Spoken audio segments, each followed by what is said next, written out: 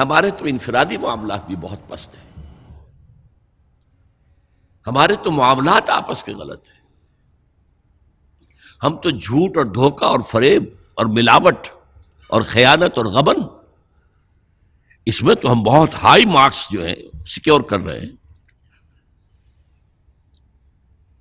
George Bernard شاہ نے کہا، میں جب قرآن پڑھتا ہوں تو محسوس کرتا ہوں کہ اس سے بہتر کتاب ممکن نہیں،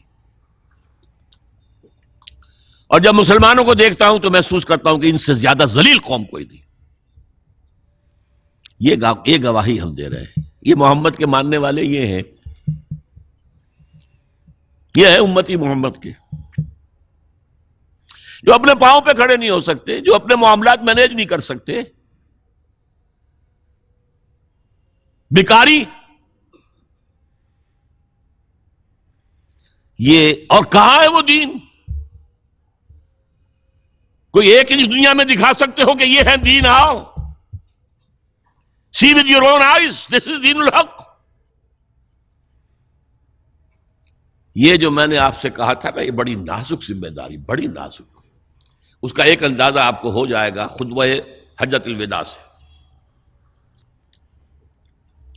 حضور نے جو خطبہ دیا، اور وہ عظیم ترین خطبہ ہے تاریخ انسانی کا، آخر میں موٹی موٹی باتوں کو پھر دہرایا۔ دیکھو عورتوں کا خیال کرو، عورتوں کے حقوق ادا کرو، دیکھو غلاموں کے ساتھ نیک سلوک کرنا، جو بھی تھی۔ پھر آپ نے ایک سوال کیا، الا هل بلغت، لوگوں میں نے پہنچا دیا یا نہیں؟ 1.25 لاکھ کا مجمع تھا، آج سے 1400 برس قبل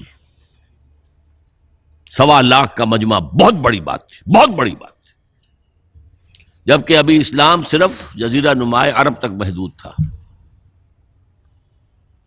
آج بھی پہلے کبھی ہو جاتے تھے 28-30 لاکھ بھی، ان مینیجیبل ہو رہا تھا معاملہ۔ اب سعودی عرب کی حکومت نے کو مینیج کیا، پابندیاں لگائی، تو 20 لاکھ، یہی ہے نا، 1.25 لاکھ کا مجمع۔ اور اس کا نقشہ میں دکھا دوں، ایک ایک حرف آپ 3 مرتبہ کہہ رہے تھے۔ داہنی طرف رخ کر کے کہا، وہ سنا، پھر مکبر کھڑے ہوئے ہیں، اس نے سنا اور آگے پہنچایا، اس نے سنایا آگے پہنچایا، لاؤڈ سپیکر تو تھا نہیں، کوئی پبلک ایڈریس سسٹم تو نہیں تھا۔ پھر آپ نے سامنے رخ کر کے وہی بات فرمائی، پھر یہاں سامنے کھڑے ہوئے لوگوں نے پہنچایا، پھر بائیں طرف رخ کیا۔ اسی لیے ہر جملے کو، ہر بات کو آپ نے 3 دفعہ کہا، الا هل بلغت، میں نے پہنچا دیا یا نہیں؟ اور عام عادت صحابہ کی یہ تھی کہ اول تو حضور کے سوال پر خاموش رہتے تھے کہ واللہ ورسولہ عالم، یا اگر جواب دیتے تھے تو فرط ادب سے بہت مختصر جواب۔ وہ چلبلے قسم کے شاگرد جو ہوتے ہیں، جو استادوں کو بھی پڑھانا چاہتے ہیں، صحابہ کرام اس طرح کے نہیں تھے، اپنی لیاقت اور ذہانت کا روب جو ہے اپنے استادوں پر گاٹتے۔ وہاں تو یہ تھا کہ ایک بات جواب، یہاں 4 جواب دیے ہیں صحابہ نے۔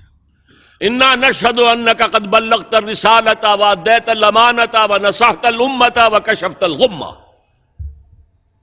3 مرتبہ حضور نے کہا الا هل بلغت، اور 3 مرتبہ جواب آیا انا نشهد انك قد بلغت الرسالة واديت الامانة ونصحت الامة وكشفت الغمة۔ اے نبی، ہم گواہ ہیں، آپ نے حق رسالت ادا کر دیا،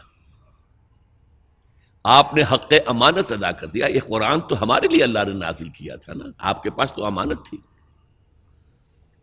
آپ نے امت کی خیر خواہی کا حق ادا کر دیا، آپ نے ہر قسم کی گمراہیوں کے، اندھیاریوں کے، اندھیروں کے پردے چاک کر دیے۔ 3 دفعہ یہ جواب لے کر انگشت شہادت سے اشارہ کیا آسمان کی طرف، پھر لوگوں کی طرف، اللہم اشہد، اللہم اشہد، اللہم اشہد۔ اے اللہ تو بھی گواہ رہے، یہ مان رہے ہیں کہ میں نے پہنچا دیا۔ They can't sue me in your court on the day of judgment۔ یہ میرے خلاف استغاثہ نہیں لا سکتے کہ میں نے پہنچانے میں کمی کی ہے، یہ مان رہے ہیں کہ میں نے پہنچا دیا۔ It was the sigh of relief جس کو کہتے ہیں 23 برس کی محنت شاقہ۔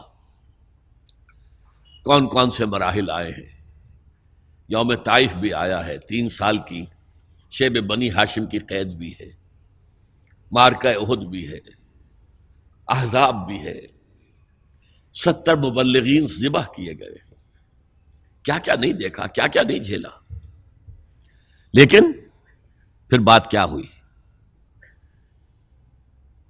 اب آپ نے آخری بات اللہم اشہد اللہم اشہد اللہ، اور اس کے بعد فَلْيُبَلِّغِ الشَّاهِدُ الْغَائِبَ.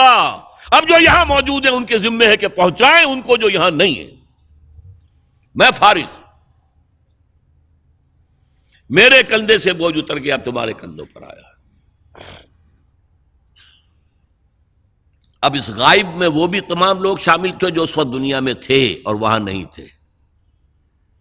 شاہد اور غائب کا لفظ آ گیا جہاں سے میں نے بات شروع کی تھی، شاہد اور غائب. شاہد موجود، فَلْيُبَلِّغِ الشَّاهِدُ الْغَائِبَ، اور غائب میں وہ بھی ہے جو قیامت تک آئیں گے. یہ ہے اس امت کا فرض منصبی.